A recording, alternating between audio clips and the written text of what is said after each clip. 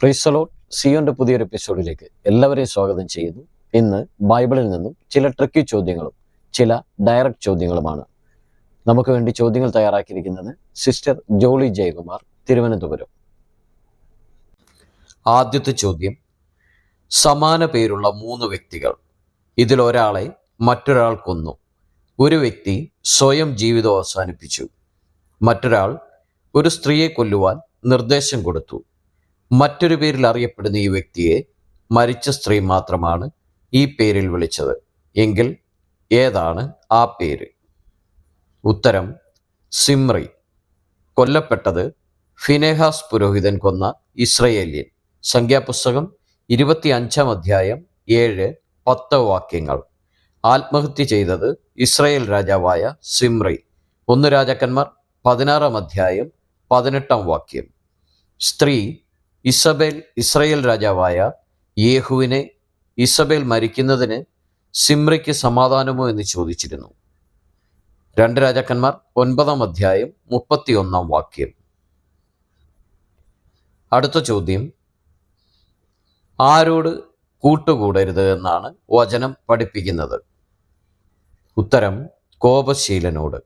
സദൃശ്യവാക്യം 22-ാം അധ്യായം 24-ാം വാക്യം.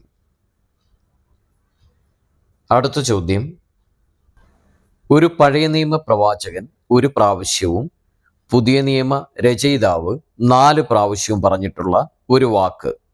ഇതിനെ ലോകത്തോട് ഉപമിച്ചിട്ടുണ്ട്.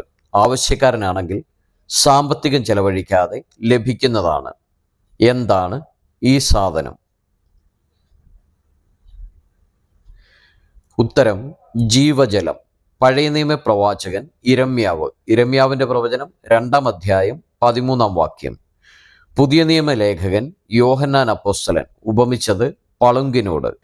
ആവശ്യക്കാരൻ ഇച്ഛിക്കുന്നവന് സൗജന്യമായി ജീവജലം ലഭിക്കും. വെളിപ്പാട് 7-17, 22-1, 22-17. അടുത്ത ചോദ്യം: എന്തുകൊണ്ടാണ് പഴകിയ വസ്ത്രം ധരിക്കാൻ കാരണമാകുന്നത്? ഉത്തരം: നിദ്രാലുത്വം. സദൃശ്യവാക്യം 23-ാം അധ്യായം 21-ാമത്തെ വാക്യം. അടുത്ത ചോദ്യം: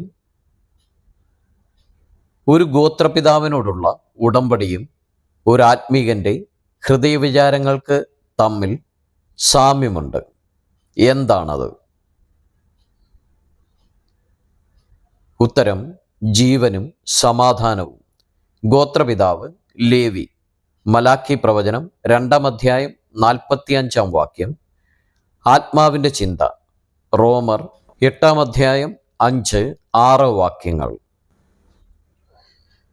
അടുത്ത ചോദ്യം: ഇസ്രയേൽ ജനത്തിൻ്റെ പാപമാണ് ഞാൻ.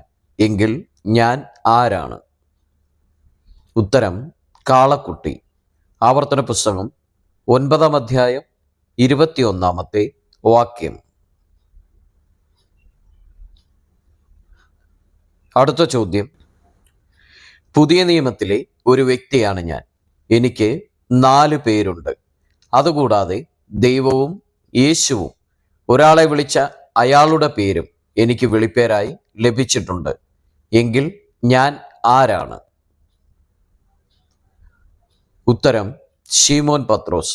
യോഹന്നാന്റെ സുവിശേഷം 1-ാം അധ്യായം 40-ാം വാക്യം. വിളിപ്പേരുകൾ: ശീമോൻ, കേഫ, ബർയോന ശീമോൻ, പത്രോസ്. മത്തായിയുടെ സുവിശേഷം 10-ാം അധ്യായം 2-ാം വാക്യം. യോഹന്നാന്റെ സുവിശേഷം 1-ാം അധ്യായം 42-ാം വാക്യം. മത്തായിയുടെ സുവിശേഷം 18-ാം അധ്യായം 17-ാം വാക്യം. അടുത്ത ചോദ്യം: കൽദയർ ഉണ്ടാക്കിയ ദേവന്റെ പേരെന്താണ്? ഉത്തരം: സുക്കോത്ത് ബെനോത്ത്. 2 രാജാക്കന്മാർ 17-ാം അധ്യായം 30-ാം വാക്യം. അടുത്ത ചോദ്യം: കുറ്റകൃത്യങ്ങളുടെ താൽക്കാലിക വിടുതൽ സംവിധാനം. ഇത് ദൈവം ഏറ്റെടുക്കണമെന്നും എൻ്റെ ഈ സംവിധാനം ദൈവമാണെന്നും ഒരാൾ പറഞ്ഞിട്ടുണ്ട്. പുതിയ നിയമത്തിൽ ഒരു സന്ദർഭത്തിൽ ഇത് ഒരു വ്യക്തി ഏറ്റെടുത്തു. ശലോമോൻ ഇത് നിഷിദ്ധം എന്ന് തറപ്പിച്ചു പറഞ്ഞു. എങ്കിൽ ഇത് എന്താണ്? ഉത്തരം ജാമ്യം. പറഞ്ഞത് ഇയ്യോബ്, നീ പണയം കൊടുത്ത് എനിക്ക് ജാമ്യം എടുക്കണമേ. ഇയ്യോബിന്റെ പുസ്തകം 17-ാം അധ്യായം 3-ാം വാക്യം.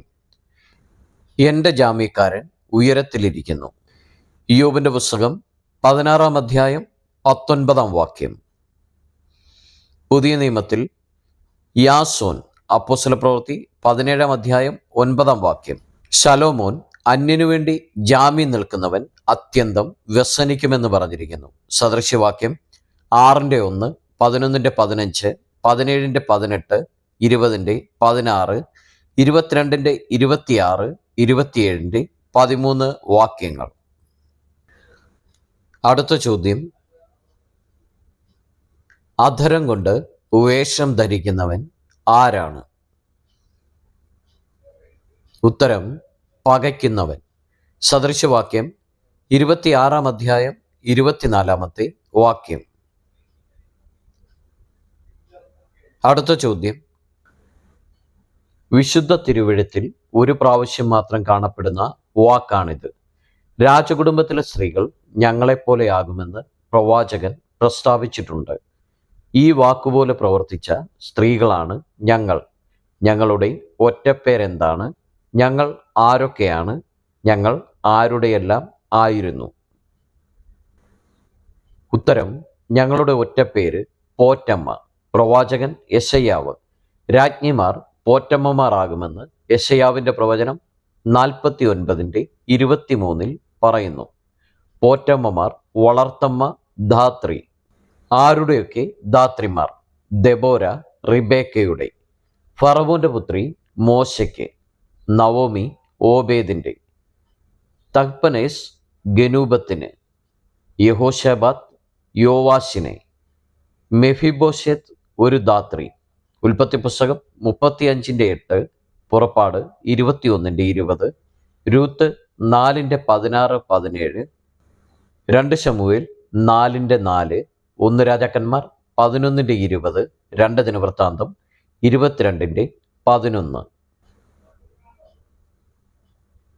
അടുത്ത ചോദ്യം, പുതിയ നിയമത്തിലെ രണ്ടാമത്തെ സ്വപ്നക്കാർ ആരാണ്? ഉത്തരം വിദ്വാൻമാർ.